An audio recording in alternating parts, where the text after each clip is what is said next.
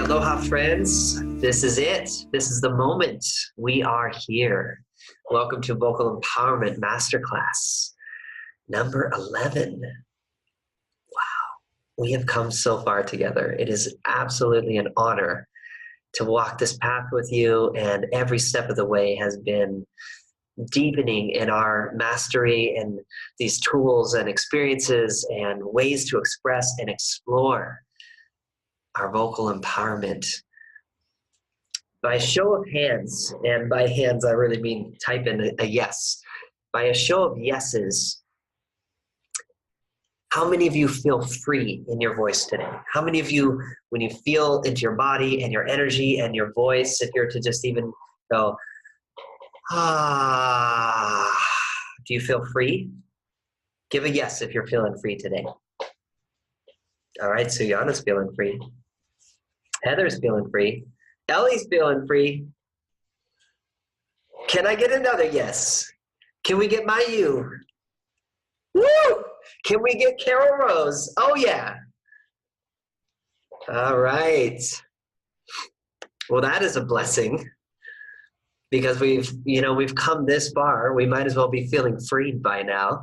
But also there's always more to go, right? It's like every single day we wake up and life is whatever life is today. And so there's days that we feel 100% ready, open, flowing, and there's other days where we get that email from mom or we get that call from our ex-partner, and it's like, oh, like we feel everything closed down a little bit again. And so we got to pop into our sphere and do our explorations. And so today for me, I'd like to start by sharing where I'm at with you, and then I want to take a moment to check in with the circle. Today is a really profound moment of coming back to my personal space after 2 weeks of intensive retreats out here with about 50 to 55 total people that I've been holding space for, along with other facilitators in back-to-back retreats where I was teaching this work and diving in with people in one-on-ones and group settings.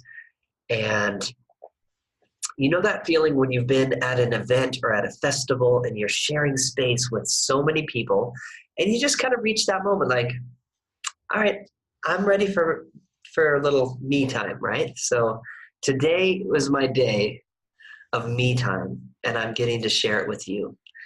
And I just want to speak that it's just actually such an incredible edge to feel all of my system, even my body. I've got a little stuffiness in my nose today because I actually have been giving so much, talking so much, holding so much space, and allowing so many other people's energy to flow through my sphere. I've been sharing space. And so all of these teachings that we're talking about sovereignty, about activating our sphere and how to bring it in, claim our domain and share space with others, be sovereign and integral, connected, right? Both one and the same. Today is a big day for me in terms of creating that space and coming back to full sovereignty after so much time. I was like in a tiny room with two beautiful brothers, like 3 beds, just bunking style for the first week. And then this last week, we've been out in the jungle in this eco village, and it's been truly incredible. But I'm really, suffice it to say, grateful to be in a very expanded, quiet, got a little Airbnb here on the beach with good Wi-Fi so I could connect to this masterclass today and get some ocean time in. So that's me. I just wanted to have a little check-in with you and just share that it's been a big wave. And even though sometimes we don't even feel like we have enough to like show up for that next thing because we just gave it all yesterday and the day before, but like right here and now, I'm showing up, and I ask you to meet me and show up all the way, and let's drop into our spheres together and potentize this time that we have together. So I want to ask us to start with a few breaths, and we got some exciting things coming in today. And by the way, thank you for your comment. I saw a little comment there from Ellie. Yes, this is my samurai robe. I travel with my kimono everywhere I go, and when I'm feeling like it's self-care time, I just don't get out of my kimono. I just wear it all day. So so yeah, thank you for the acknowledgement. So beloved friends, now that I've talked for a few minutes and I hope you're all comfortable and sitting comfortably wherever you're going to be for the rest of the session, let's drop in and let's begin. So we're going to start by a few breaths. Just take a big, deep breath into your heart. And let it out with a... We're going to do a few of these.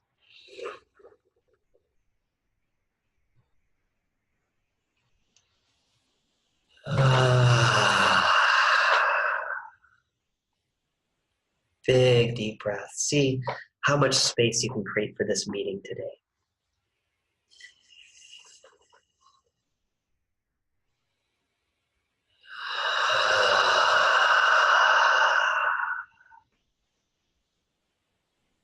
One more deep breath.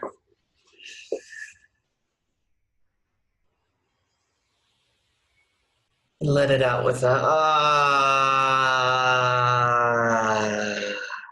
Loosen up your spine. If you want to do a little spirals and just kind of let your throat and your jaw and your shoulder blades and your heart open and expand back. Couple more deep breaths with some big, deep exhalations. And on this next one, whatever sound you need to make on the exhale, let it out. Whatever sound your body needs to make, I dare you to let it happen. Here we go.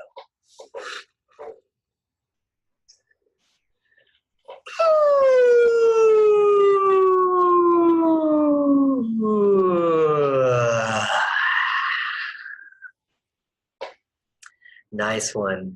Do one more of those. Take a big deep breath. Let out any sound you need to make. Just let it out. It could be a tiger roar. It could be a bird sound. It could be just something silly or simply a breath. But let it out. Take a time to express yourself in whatever way needs to move that energy.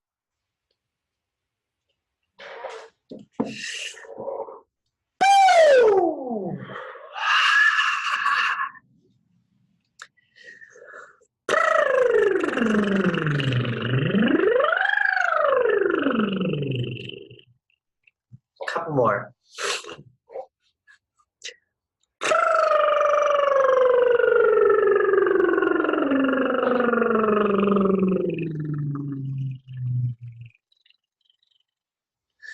Maybe you want to join me for one loose lips.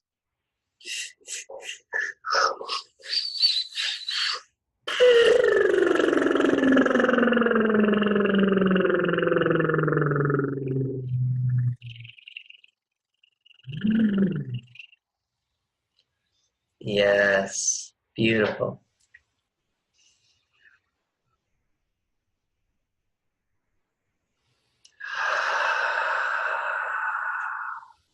So with the next breath, we're going to tone home. We're going to do it 3 times. Here we go. Big, deep breath in.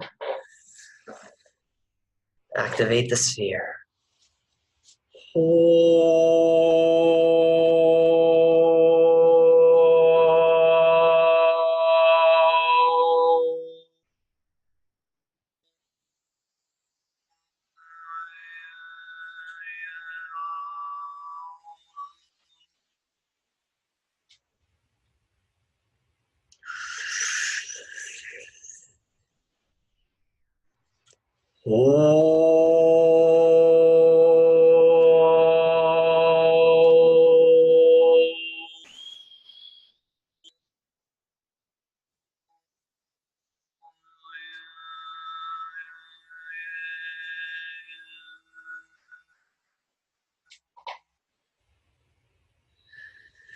One more time and really get your heart to vibrate. Put your hand here, just a reminder that you want to get your home tone to vibrate your hand if it was on your heart. Here we go. Beautiful.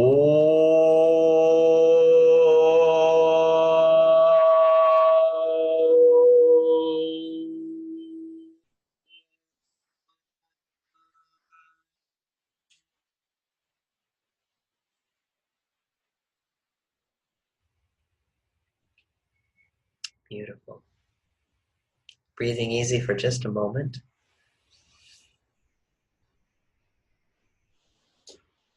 Ah, how good it feels to be centered in your sphere. From this point, at the center of your spherical awareness, let's go ahead and do just a short spherical exploration. We're going to go and tone in. We've done this many times, but we're doing it again to just keep mastering this technique of toning into the body. And I want you this time to actually move your hands and actually use hands-on healing. Imagine that your hand is a magnet.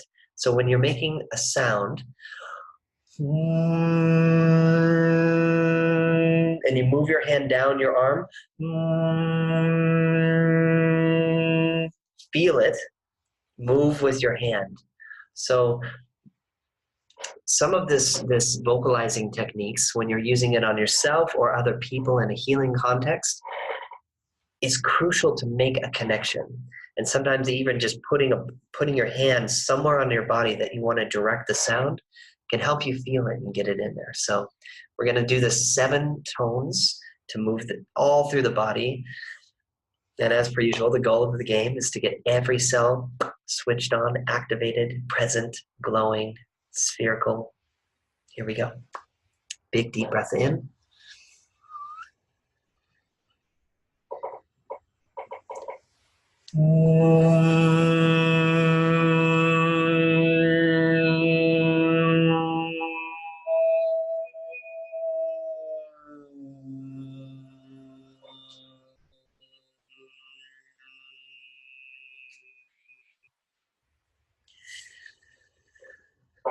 And just keep it rolling.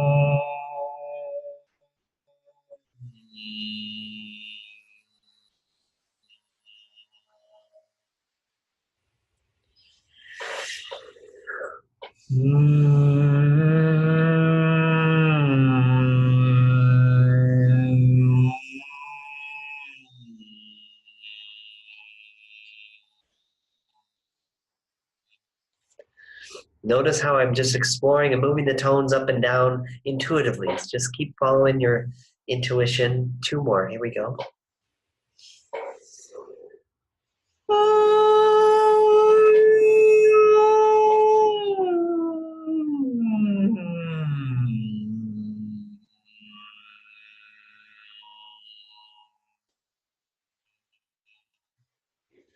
One more and activate the whole body as one.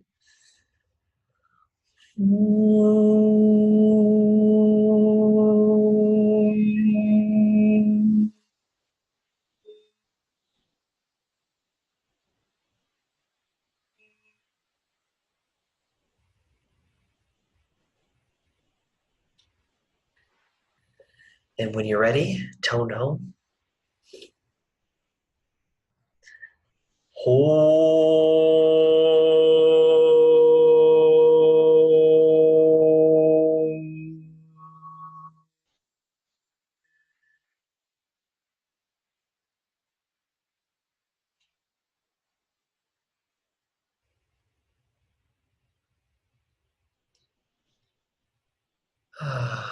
Beautiful. Just breathing easy for a moment. Thank you, Holland, for your comment and for your care. I just want to share, I received that deeply. And this is very nourishing for me. This work is actually exactly what I want to be doing. So thank you for your care. We're going to take a big deep breath and we're going to activate the outer sphere now. Okay? We've done this many, many times, hopefully every day in your spherical explorations. Let's go ahead and refine just the fine grain tuning of what this can do. That within 3 tones, we want to activate our sphere and our spherical presence so that there is literally no gap, no possible way for any energy or thought form or entity or person, place, thing, or memory or worry to come into our sphere unless we choose. That's the point of becoming spherically present, to be fully online, is that there's actually no doorways to get in or out. We become the master of our temple. So let's go ahead and do that. And with a big deep breath in, we're going to activate the sphere.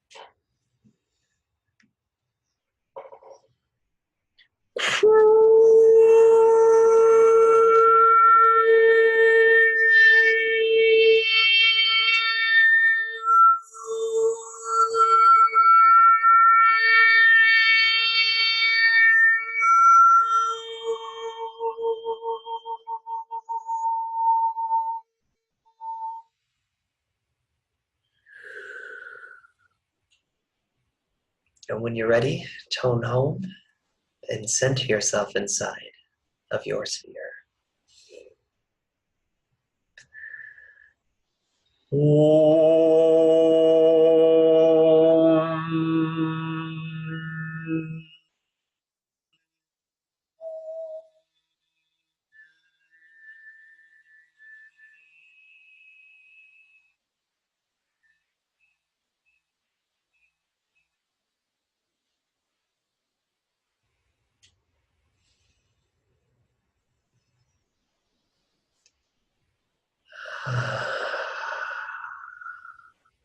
Beautiful. Oh, I can feel you.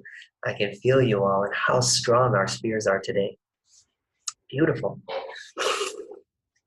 Okay, next one. We're going to now tone into our spherical spatial expander, right? So we're going to expand our sphere to include whatever building we're inside of, whether it be a house or an apartment, or just include the entire building, and then start to see how far you can stretch. Take it to at least a mile in every direction if you can, okay? And take it further if you want. But the key here is to maintain your center and to maintain your presence and your ability to stabilize the sphere. So if you start expanding out past the point where you can stabilize it and it starts getting wishy-washy and you don't really feel like you're grounded in the experience, bring it back in with the next tone and then expand it out just a little bit more, and let's find where you're at today. Find how much space you truly can hold today. Every day it's a little bit different. Some days you just feel like you're on top of the world and everything's flowing and you've got, you know, the juices are flowing and you're just like, I can hold the whole world in my sphere. And then there's other days where you're like, I'm just going to keep it right here. I'm good. You know, this is about what I can handle today. So just find your sweet spot, okay? But we're going to do this for 7 tones. and just go ahead and explore and really explore. By explore, I mean, if you find that it's not going anywhere for you, try coming at it from beneath the tone and moving up, or above the tone and moving down, like this. I'll just do a quick example.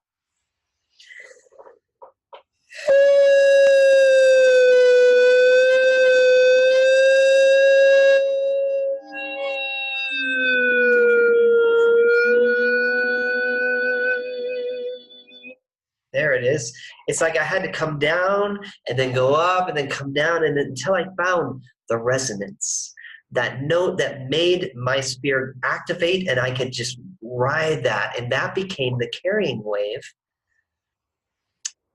for the frequency and the actual picture, the light that I was sending, which was to expand my spirit to become bigger. So go ahead and explore this in your way. Don't be afraid to move up and move down, and also just to keep your body loose, right?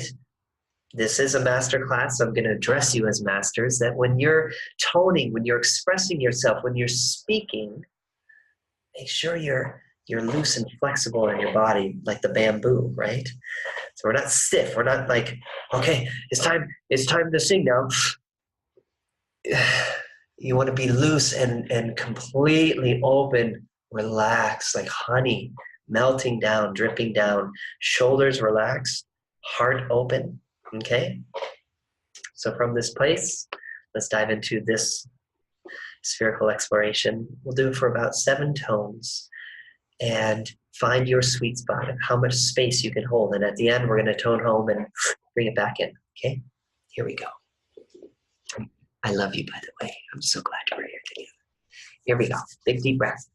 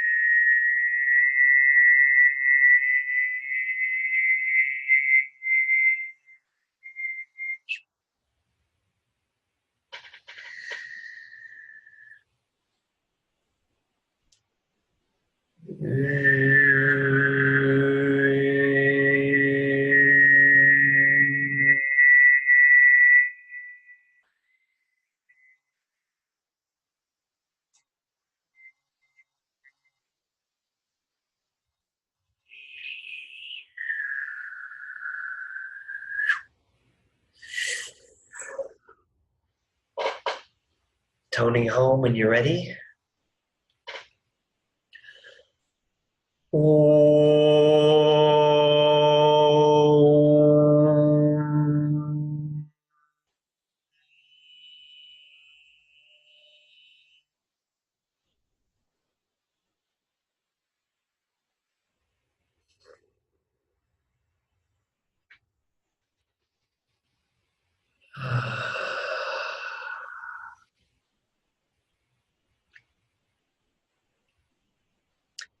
Feeling both the expansiveness of how much you just stretched out and how much you were holding, and also feeling the tight, clear, sovereign sphere of your energy field. Tracking that you have points of reference to both, right?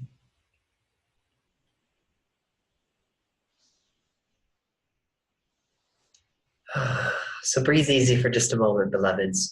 And I want to actually share a little quick tool. It's a hack, if you will, to holding multiple states at once. Now, this whole concept of being both in ourself, in our sovereignty, in our spherical sovereignty, we'll call it, and being connected to a collective experience, to other people's energy, to relationships, to the neighborhood, to the city we're in, to the town, to the world, to be both connected vertically and horizontally, right? That's the sacred cross we talk about. Something that helps me to stabilize in multiple fields at once is to actually create two tones at once. It's called harmonics. And sometimes in Tibetan chanting and Tibetan toning, you hear that where they have that really low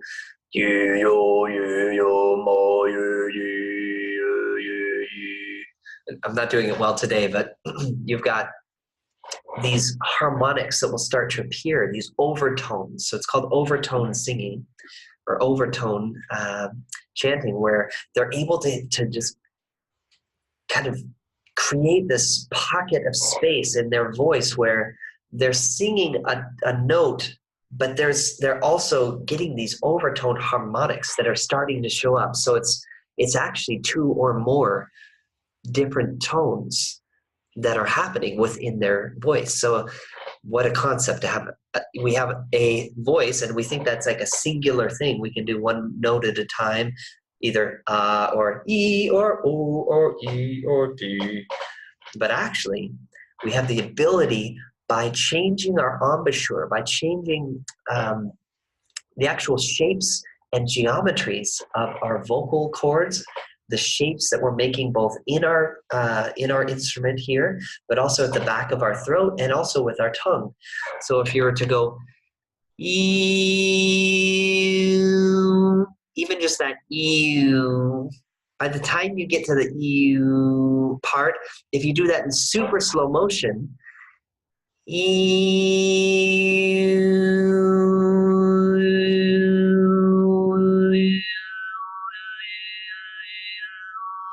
hear those different tones that are coming out? It's like these harmonics. And I'm doing that with my tongue, by moving my tongue kind of back and forth to close or open the chamber of my mouth a little bit.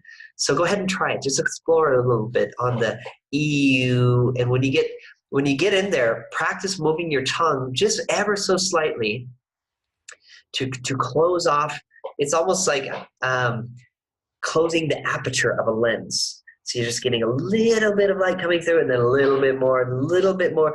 And so in that, those ratios of how much you're opening and or closing your embouchure and your tongue, listen in for these different harmonics that appear that are on top of the note that you're actually singing. So take a moment to go ahead and explore. I'm going to do it with you for a moment, and then I'm going to be quiet so you can just hear yourself, okay? So again, can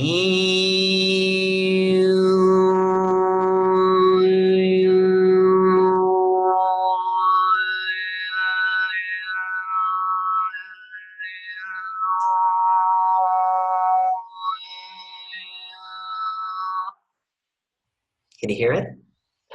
Now you try. Big deep breath. Go for it.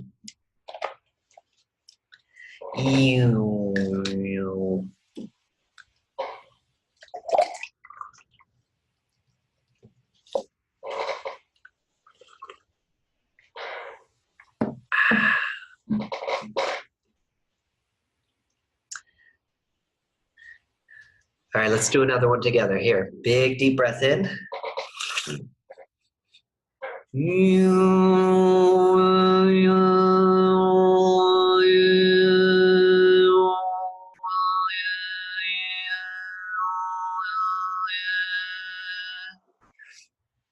almost like if you're saying yo yo ye yo ya ye ya ye yo. Remember, as we go through all the vowels with our tongue, make the shape of the different vowels, but keep the tone of o.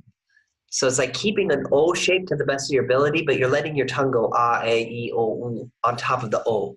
So it gets a little strange to try to describe it in words, but keep going, keep exploring for just another moment here.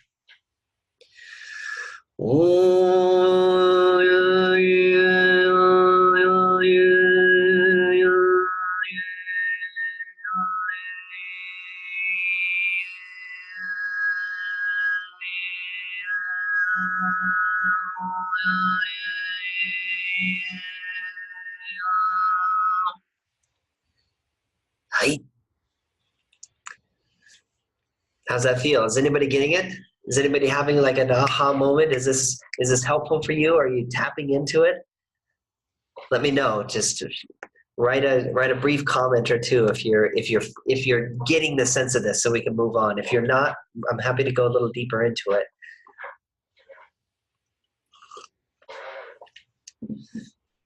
All right, you can feel it.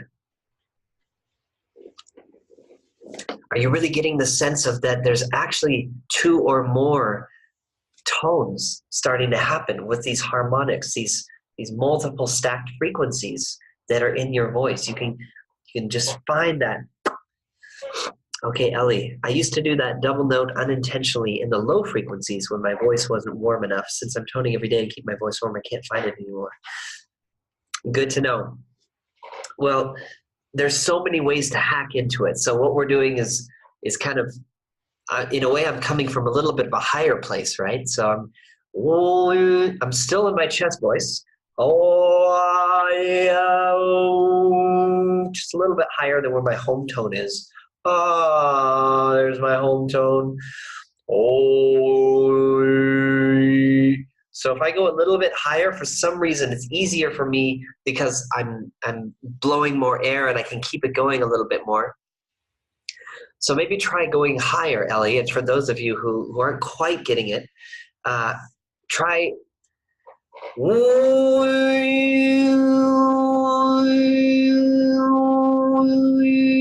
So if you're on a oo or on an e,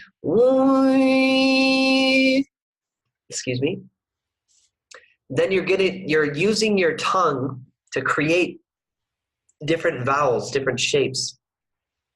And practice between the E and the oo and the E and the ah and the E and the oo. Right in between those spaces, if you do them super slow motion, you'll start hearing these little frequencies. So, Mayu, yes, I see you. Absolutely, we can go a little deeper. So, I'm going to do it one more time. I'm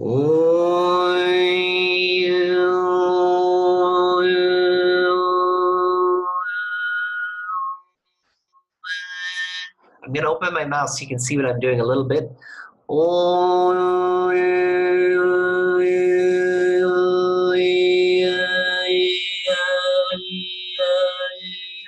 See, the back of my tongue is actually kind of closing and opening and closing and opening, just to kind of find this little sweet spot to create the harmonic.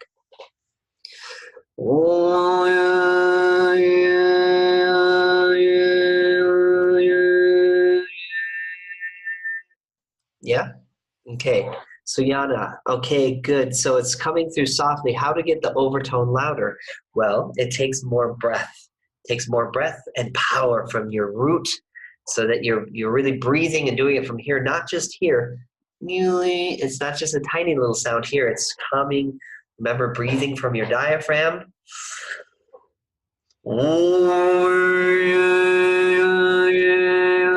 And the more you open this whole channel, right, what's going to be coming out is you'll start to hear the frequencies louder and more defined.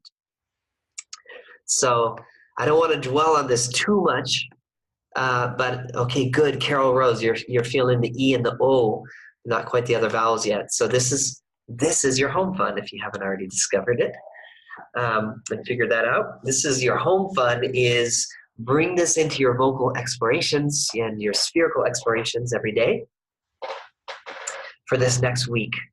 And just play, even if it's just 5 minutes a day. Play with this overtone, finding these little frequencies, and it's like little treasures inside of your voice that we don't even know are there until we make the right shape, and then all of a sudden we tap into these sounds that open up portals. So this is how the Tibetan monks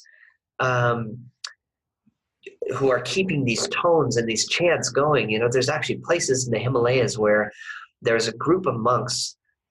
This is just a little aside here. I just thought of this, and I can feel them right now. We can all tap into them and feel the tones that they're singing right now, because there's a group of monks and a lineage where they keep this overtone chanting and singing going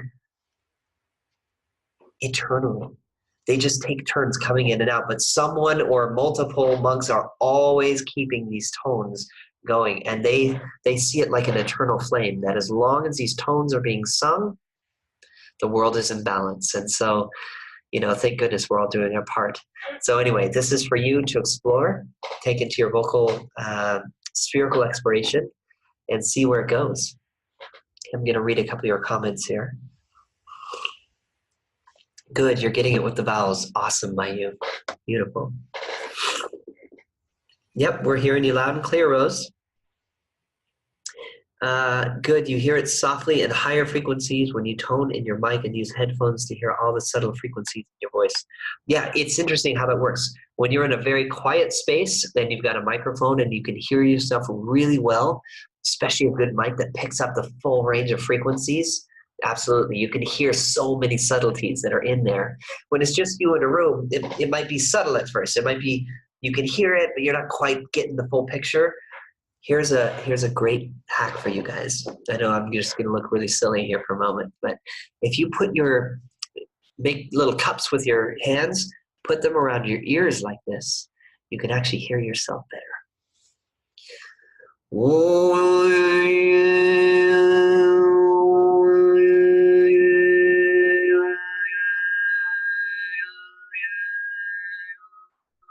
Everybody try this? Make little cups with your ears.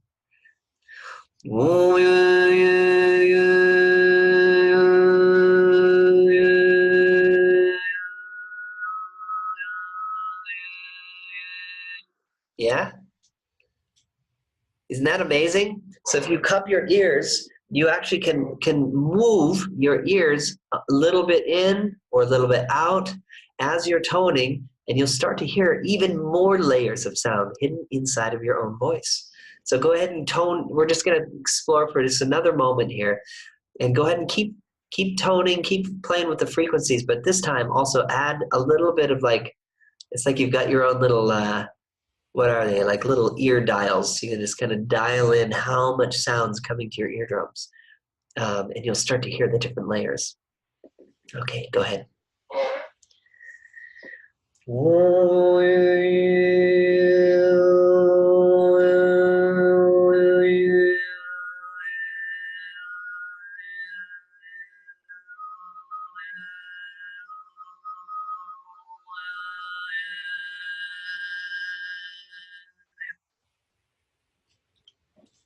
Beautiful.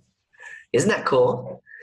When you're out in nature or you're at the ocean, especially if you're doing your spherical exploration, if you just add these little ear, satellites, it actually widens the spectrum of frequencies that are coming in, and you can just control and let's just take a big breath and be silent, but go ahead and just do this. And gently close your hands, close.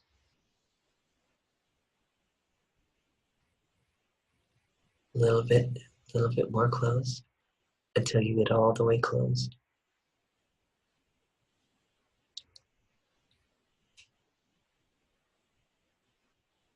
And then open slowly.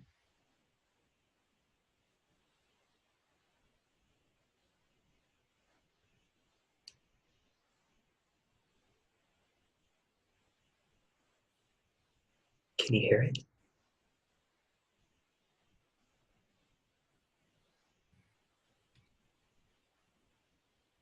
This is your own personal frequency modulator to pick up on the entire range, the entire spectrum of frequencies happening in a room. Sometimes when I sit down, yeah, it's like a frequency filter. Exactly.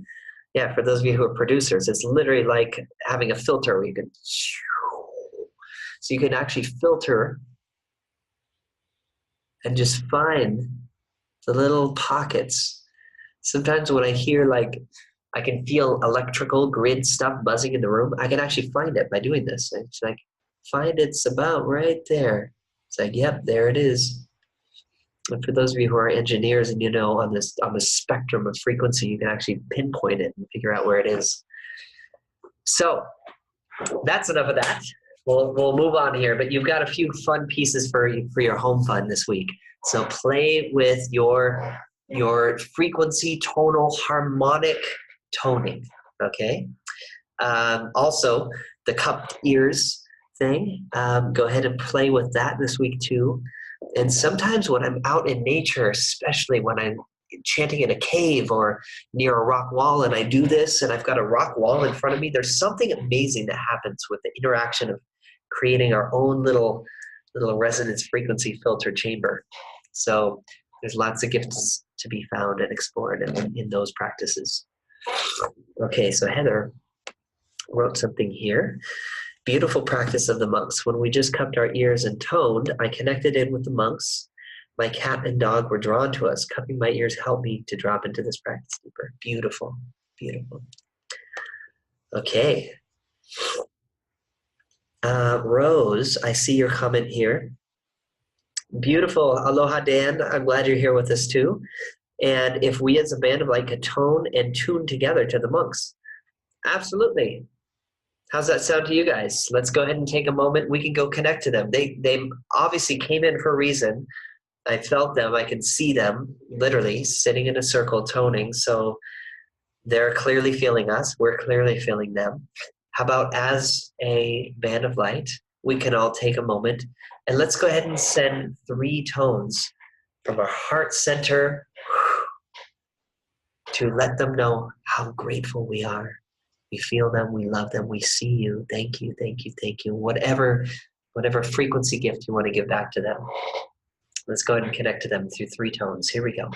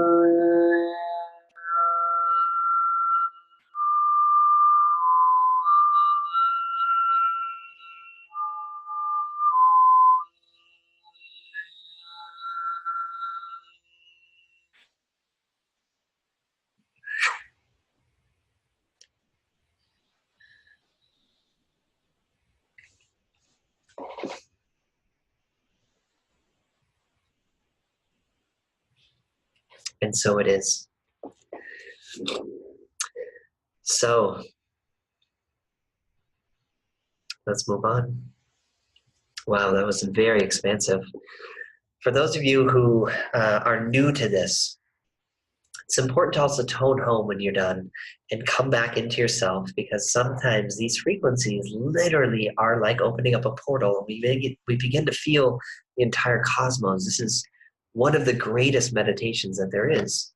But always remember to bring it back home Om.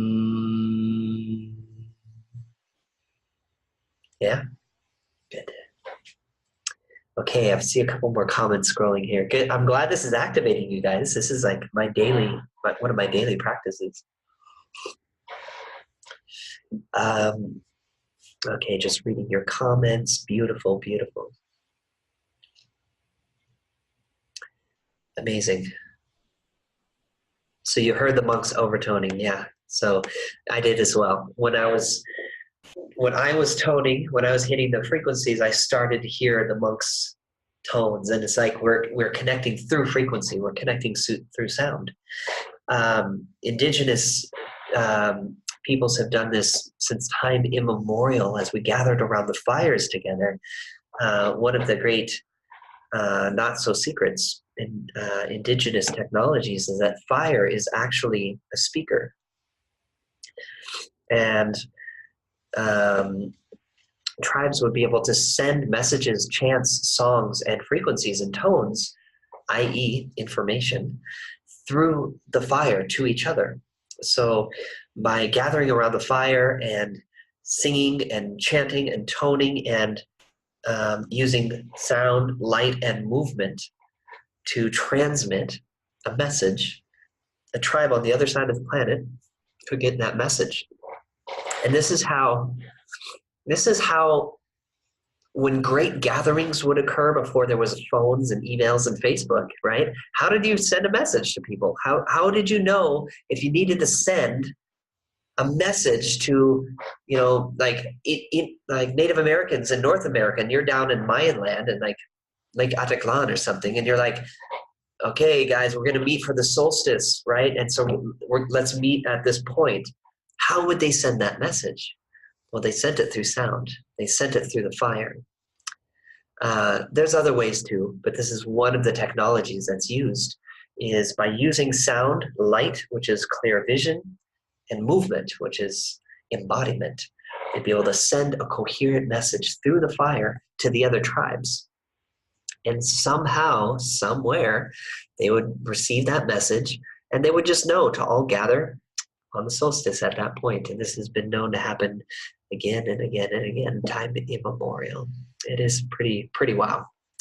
So we'll move on here, and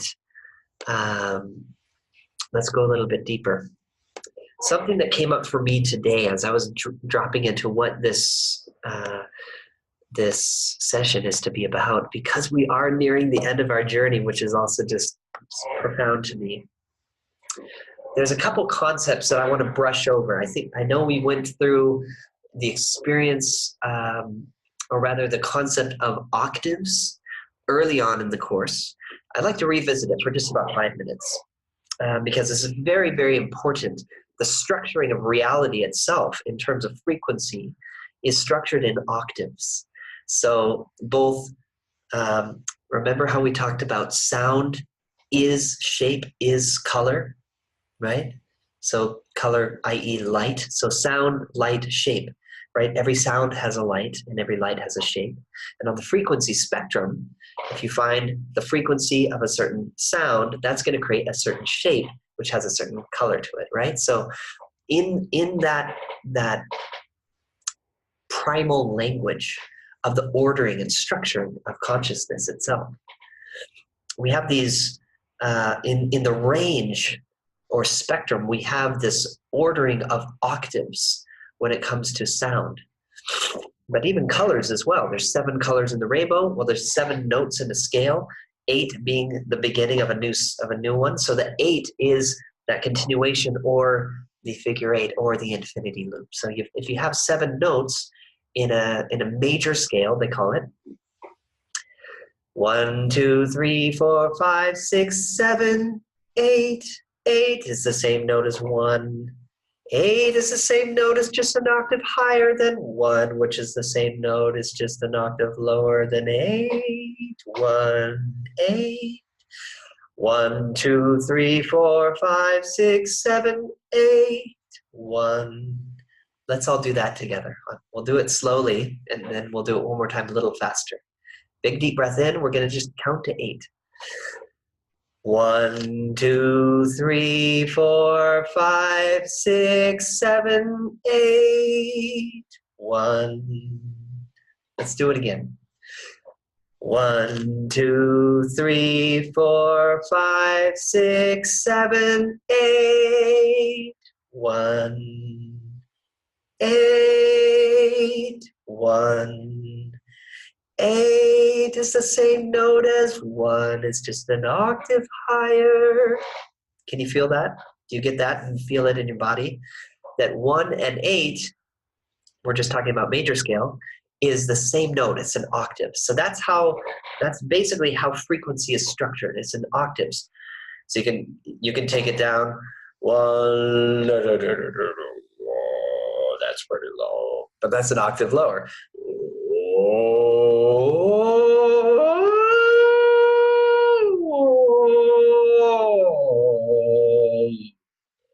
Those are all octaves, right? So just feel into this with me for a moment. Octaves is 8, which is infinity. And somehow the edges of infinity connect the spectrum, right? So the same thing with light. If you look at light, there's 7 colors in the rainbow. As soon as you get to the edge of that spectrum, what do you have? You have a whole other octave of light. It's just beyond our ability to see. That's where you get into the ultraviolet, and, beyond that. So that's the major scale. There's the 8. There's the wisdom of the 8, right?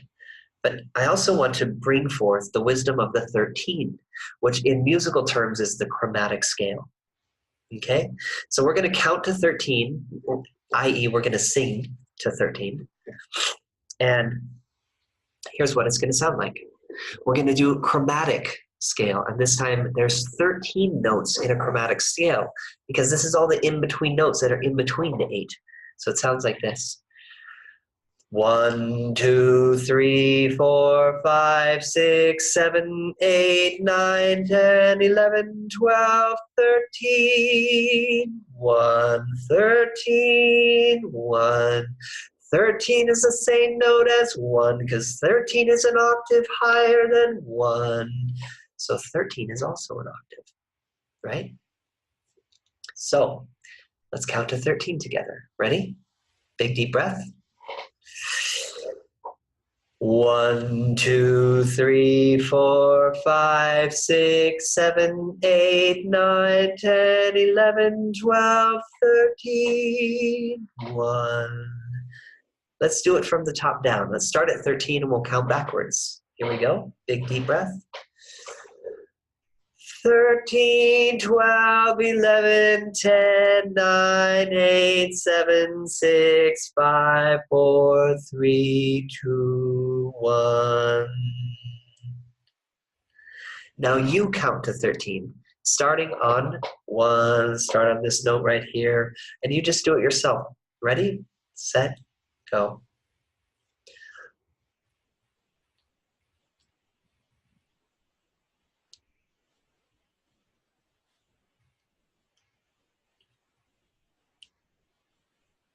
And now do it counting down from 13. Here we go.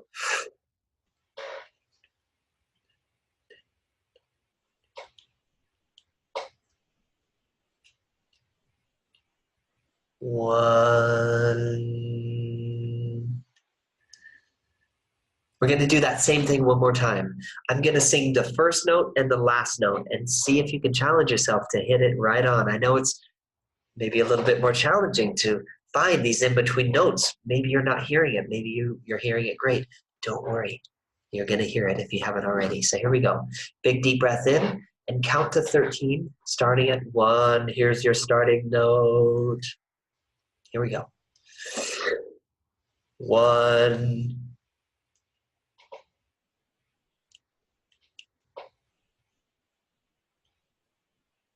13. Starting at 13, counting down. 13.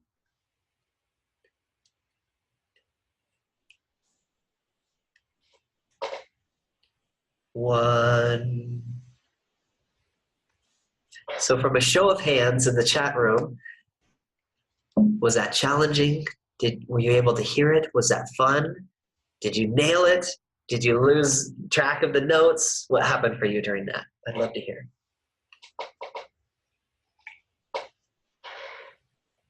Oh, wow. Way off the first time, then you got it. That's what I'm talking about. Awesome. Awesome.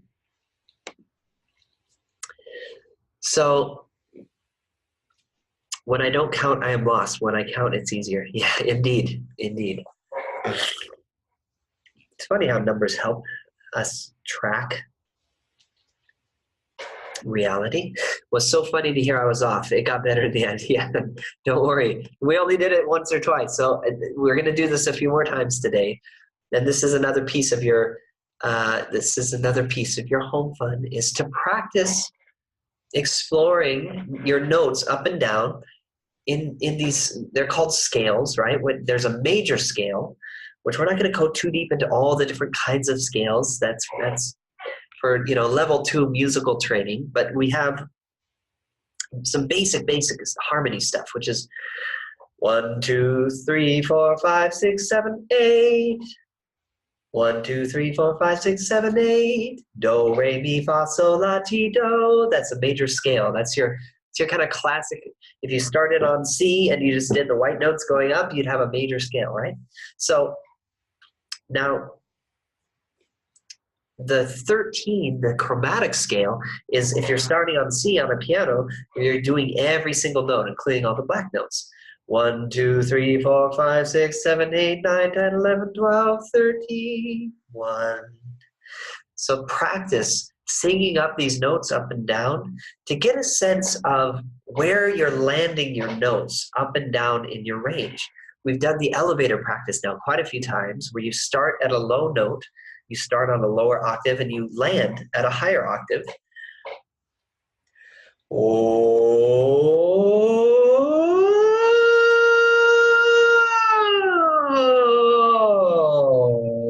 right? But I just wanted to brush up on octaves and these 2 different ways of breaking down octaves. There's the 8 and there's the 13. And practice this in your spherical explorations.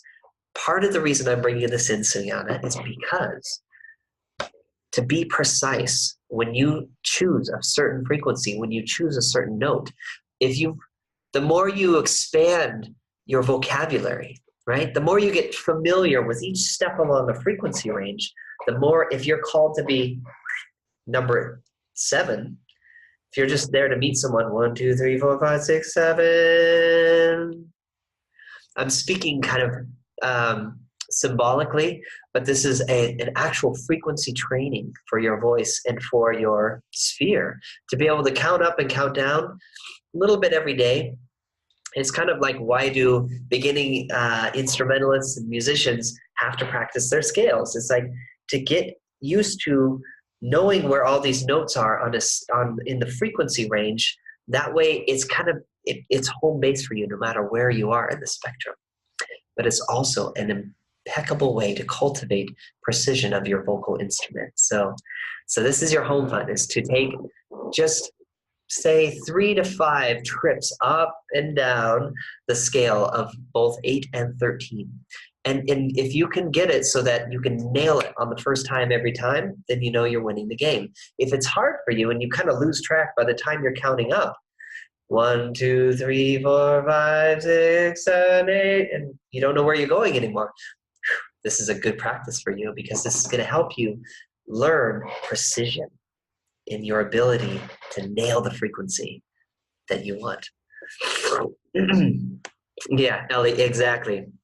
We'll get into Indian scales and the quarter tones some other time, but yes, absolutely.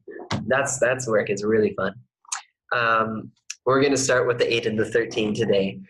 And so, my beloved friends, we've got one more piece today that I really want to make sure we get to.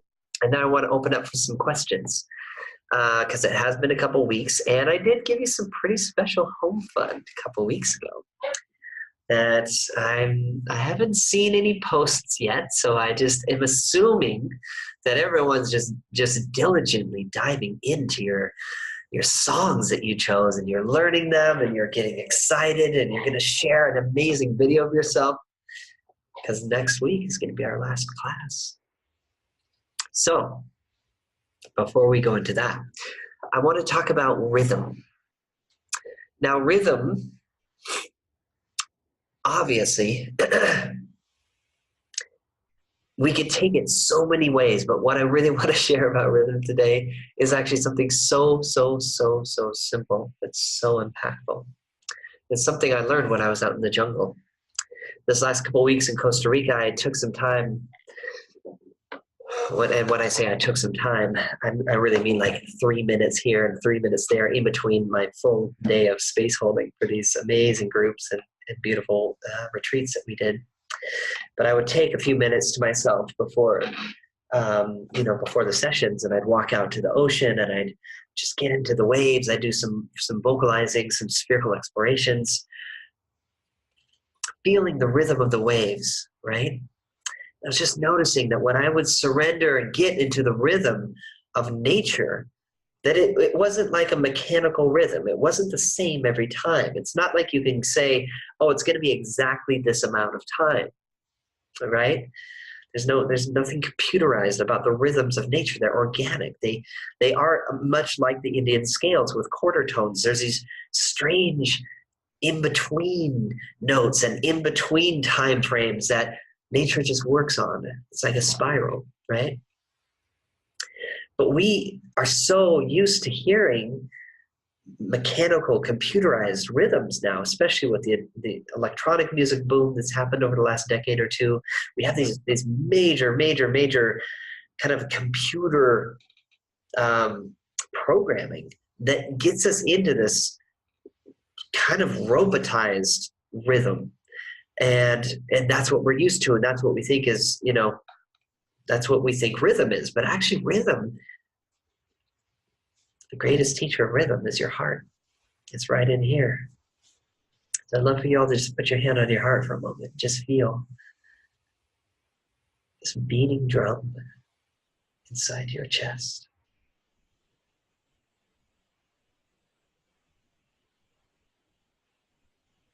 You've got the best drummer in the whole world inside of you. So why am I bringing all this up? So what I'd love for us to do is take a moment to breathe in to our heart, and we're going to go ahead and empty out all the words that have just been spoken for the last 20, 30 minutes and come back to center. And what I'd like us to do is tone home. And this time we're going to stream a couple tones and just for you, just explore, open up your voice. Let's do it in an ah, a nice gentle ah, and just let that ah go. Take a breath, do another one. Take a breath, do another one. Now, when you get to the end of the third tone, just breathe easy, and we're going to check in for a moment. But go ahead and just ah from a space of infinite silence and quietude. This is your tone home. Here we go. Big deep breath in.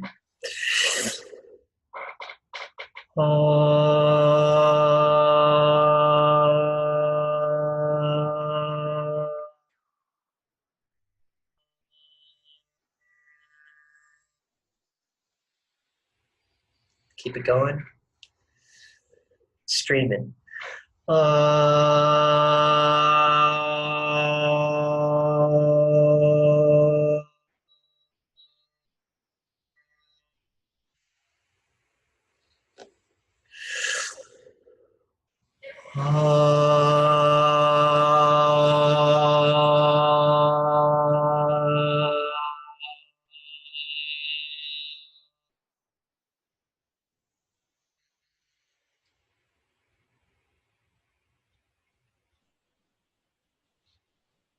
Beautiful.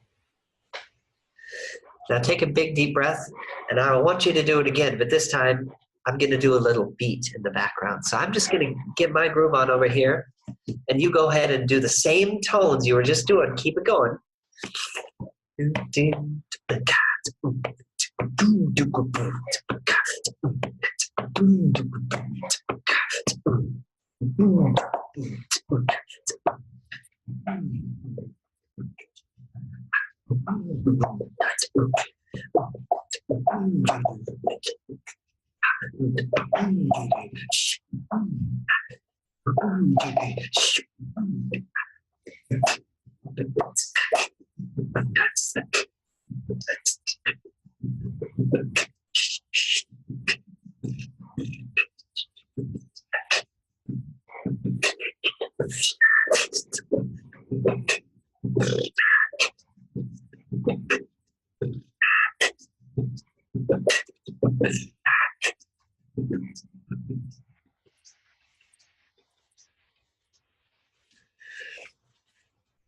So what did you notice that time? What did you notice when you were toning over a beat? As I was getting the rhythm going, you were still toning the same tones, but what did you feel? What did you notice was different about your awareness and even maybe the sound and what was coming up for you during that sound? Does anybody want to share? I'd love to hear from you.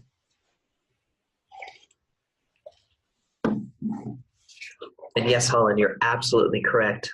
The soundscape of Putamona is incredible.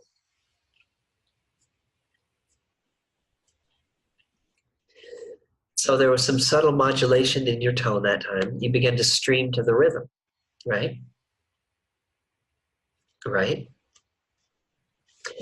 So all of a sudden, it's like when we put rhythm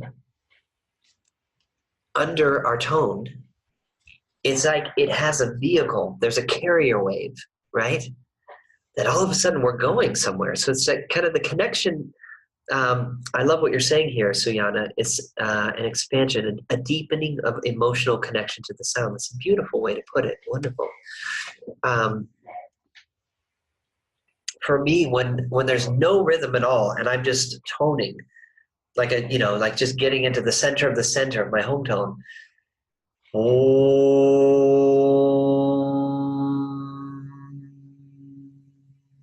It's like there's no movement. It's absolute stillness. It's actually like complete dropping into the void of perfect stillness. But as soon as there's a rhythm, now there's motion, right? So you can ohm, but you have a beat in your head. But just go ahead and ohm. I'm not even going to do a beat, but you just ohm, tone home, and just go ahead and get some rhythm going inside of you. Just kind of feeling like some little groove in your head.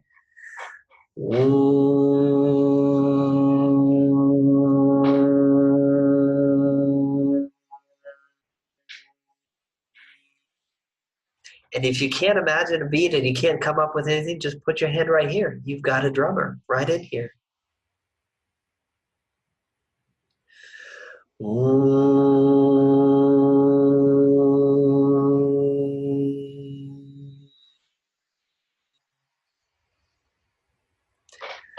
So when you tone with an awareness of rhythm, when you ground into a rhythm, even just look at your day. If you wake up each day and you're just like, I'm just going to go with the flow today. Let's just see what happens. I don't know.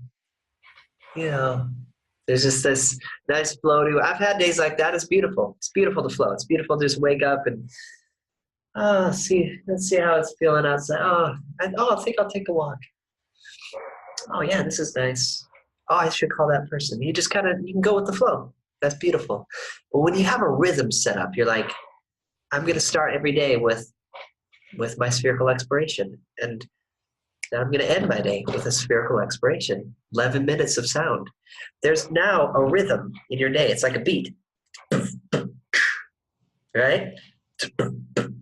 Then you wake up the next day. It's like...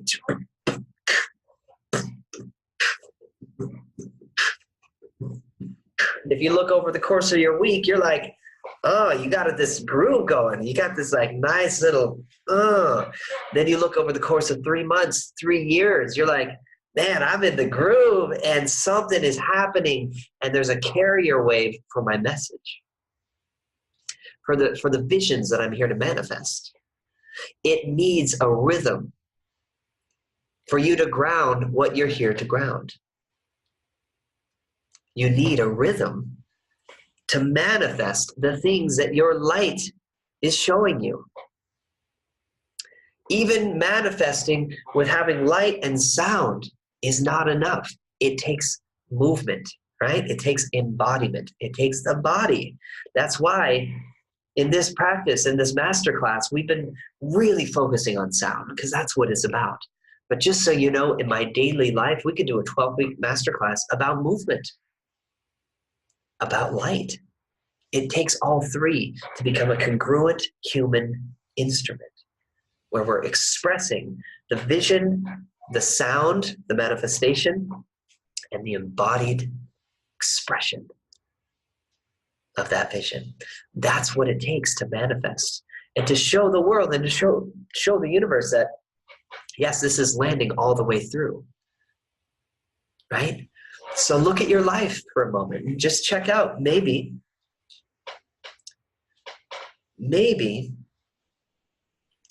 you need to add a little bit more rhythm to your day, right? Maybe you're all about that rhythm. You need to add just a little bit more still points to your day. Just that tone home is actually kind of what's going to create that balance for you. But I just wanted to brush up on rhythm a little bit because I've noticed that the times of my life where I haven't had enough rhythm, things can be really blissful. Don't get me wrong. It's some of the most blissful times of my life are when I don't have a schedule. I don't have to answer to nobody. I'm living, I lived almost 14 years in Hawaii, and a lot of that time I was just in the flow, just creating music and recording and blissing out with the dolphins and the ocean and the beach and just in this flow.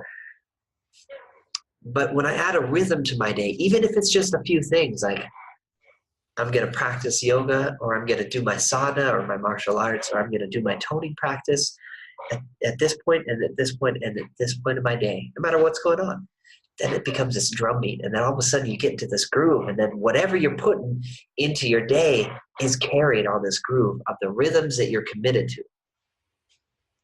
So that's my 2 cents today about rhythm. I just wanted to bring a little bit of that wisdom in to remind us that sometimes we're feeling a lack of that fire, and you got to get your inner drummer going. You got to get that drum beat pumping and get the embodiment part of the movement part to make sure that what you're toning and what you're seeing has somewhere to land and get carried out into your life, into your expression, in a way that people can feel.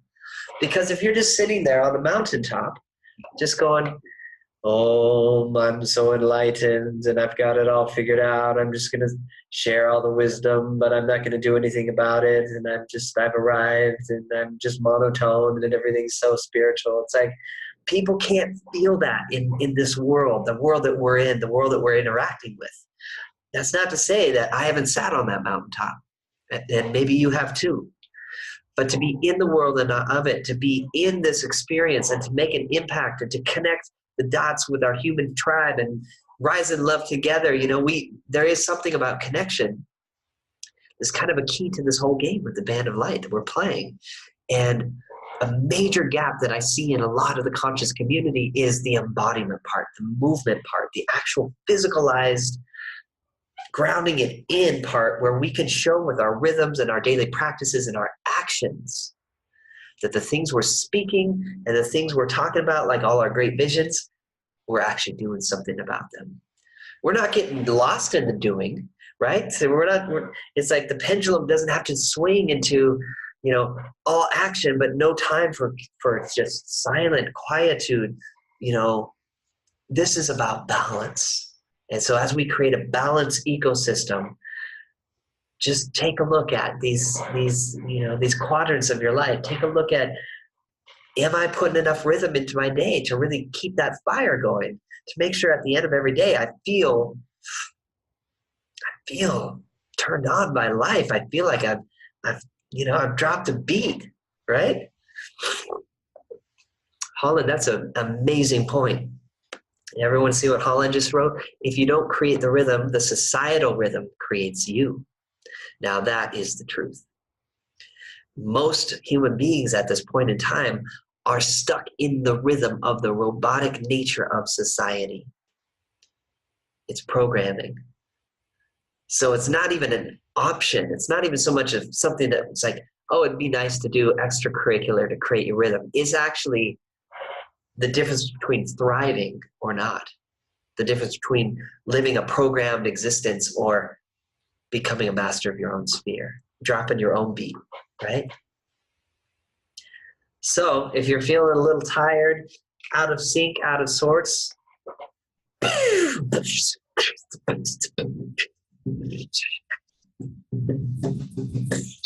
create your own rhythm. All right? And then other people are going to gather around you and start dancing to your rhythm. I guarantee it. I guarantee it. Watch. Okay, so, beloved friends, we got about 10 more minutes in this round. And I just want to open up if there's any questions, anything that we've gone over in the past sessions, the homework or the home fun from last week. If there's any questions about that, I'd love to hear. So Rose is asking, is overtoning a way to hold one's own frequency while matching and honoring another one that may be energetically uncomfortable? That's a beautiful way to look at it. And if you want it to be so, yes, it is so. You can literally choose for that to be a reality by kind of like assigning or bookmarking a frequency that's uncomfortable and a frequency that's yours, and overtone until those two line up in yourself. But know that it's about yourself. It's not about that thing out there. There's nothing that you need to change about that thing out there. But if you're feeling uncomfortable, then most likely, Brother Dan, there is something for you in that overtoning to align those two, say, mismatched frequencies or these parts of ourselves that can be at odds, right? And so that's a beautiful way to look at it. And I, full support for that. Next session will be a beatbox lesson. If you want it, Ellie, we can go there. Okay, do you have a favorite way of visualizing your sphere filling up when activating? In the way your sound is guiding the filling up your sphere. I tend to switch visualizations. Would love to know how you find the easiest flow with it. Well, you know, Sunyana, this is a beautiful question.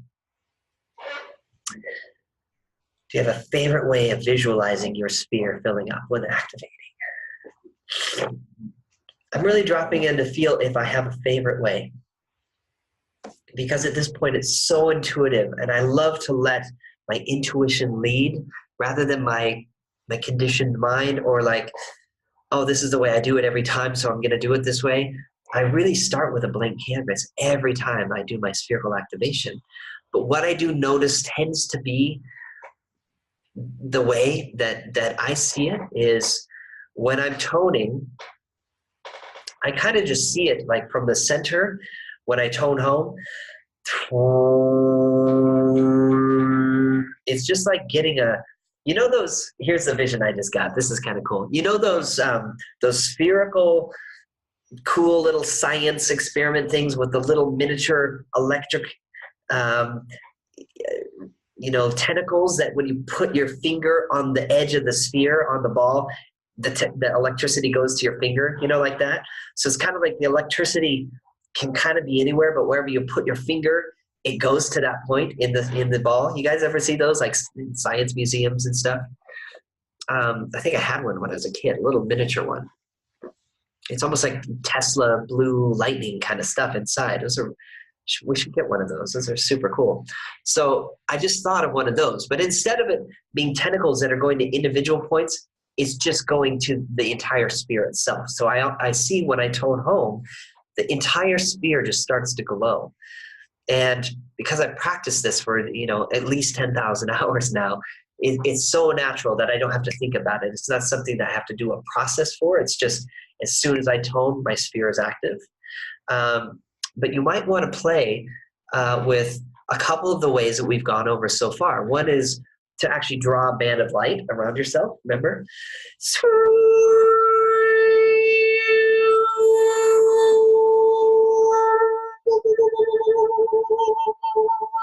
And then spinning that band of light. So it's like creating a band of light this way, right? So it's like drawing a circle around yourself and then spinning that circle so that it literally becomes a sphere, right? That's one way I love to do it just because it's fun for me. It's a great Jedi training exercise of focus to get light to move that way in my mind and to get sound to move that way with my mouth, and then to embody the experience of that. That's a really fun one for me. that might be too complex or too convoluted for you. It might actually just be easier to simply tone. And when you open up your tone from the home to the ah, just imagine that your sound is literally pouring light into your sphere and just filling up. Kind of like if you were to pour ink into some water and the water just becomes that color, but it's actually light. So you're just seeing golden light, or whatever color you choose, or just simply presence, filling up your sphere until the entire edges of it are glowing in spherical perfection. So I hope that helps. Those are a couple ways that I've hacked into it that are the most direct ways to get my sphere glowing in my mind, as well as with my voice and with my embodied presence. Okay. Ellie said something really wonderful too, that, and the key word here is, I like to visualize a torus. Now that is the key, with energy coming out from the top and coming back to the bottom, or drawing a spiral around me from top to bottom. Those are all beautiful ways as well. I'm seeing as well, Suyana, you asked another question. For the song, can we play it with guitar? Absolutely, you can play it with guitar. That's like bonus points. If you play guitar, if you play any instrument, and you want to learn your song and accompany yourself on your instrument, by all means, please do.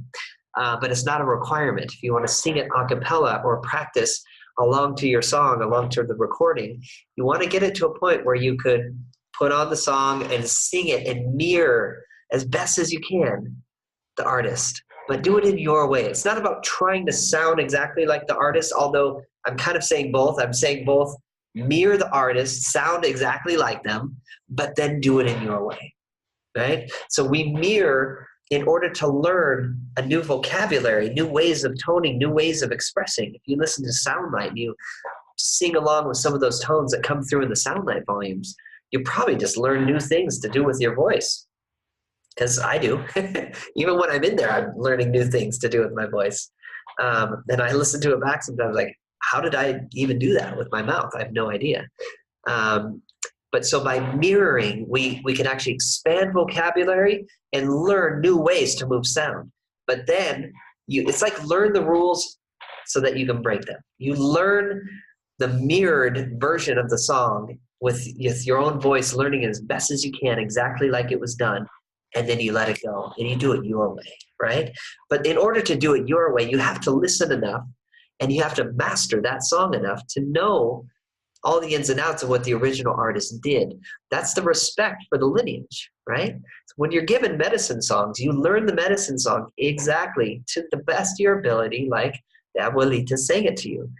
But then you can make it yours once you've embodied it. So I would really challenge everyone to really embody the song before you put your thing on it, right? But when you've embodied it, then you put your thing on it. That's when it becomes something new. That's art, that's how art just gets to keep propagating itself. So anyway, we'll move on here.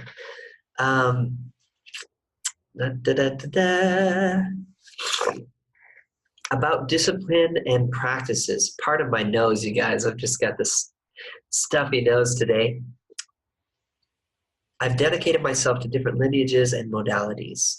Part of my challenge, for example, is committing and practicing our spherical and at this moment Nam Yoga. How do you integrate efficiently our practices? I'm getting lost in how to choose and commit. Well, Rose, that's really up to you. From knowing you, this long sister, this seems to be one of your challenges is like spreading yourself out across so many things and then having challenge as to what to commit to. So I would suggest, as with anything, when you're starting over or you're at a crossroads or you're being challenged on knowing which thing to look at, the best way to start again is to simplify. So to bring things down to one thing again. So for me, it's the sphere. And if I just simply activate my sphere with a tone, I can integrate that into any practice. So if I'm doing a yoga class with someone, which I don't do yoga that often because at this point I feel like I've just gathered so many different pieces of movement and martial arts and yoga and breath work and this modality and that modality that now it's all about just creating my jam, just finding my jam. And so I have about an hour or two of flow in the morning that I do my spherical explorations with movement, with qigong. That's not really qigong, but it's kind of starts to become my own form. And so I would say that if you just simply integrate your sphere of presence and making sound with that in mind, you can basically add that to any practice that you're doing. What I was going to say is if I am doing kind of a standard yoga class, I'm always doing my spherical stuff along with that yoga class. I'm not just doing what the teachers, it's usually kind of dry and it's like, okay, this is nice. It's beautiful, good movement for my body. But I need to add those other multidimensional layers because that's just where I'm at. That's what I'm working on. So I'm going to bring that with me into whatever practice of the moment. And the spherical exploration is such a universal space that you're already dwelling in, because remember, this is not something we're making up. This is not some fluffy, concepts that like we're just pulling rabbit out of a hat here. We're actually just really refining and mastering that toroidal, spherical, energetic space that is the electromagnetic field your heart is generating. And you can actually measure it and you can take a picture of it if you had the right kind of camera. So this is a real thing that we're just working with and harmonizing with and enhancing with intent. And when you enhance this natural electromagnetic field with your intent and with sound, light, movement, you then have everything you need to create anything and any kind of experience you'd ever want to create. So for me, there's really not any reason not to integrate the spherical explorations into any practice that you're doing. And that's my 2 cents. So, moving on.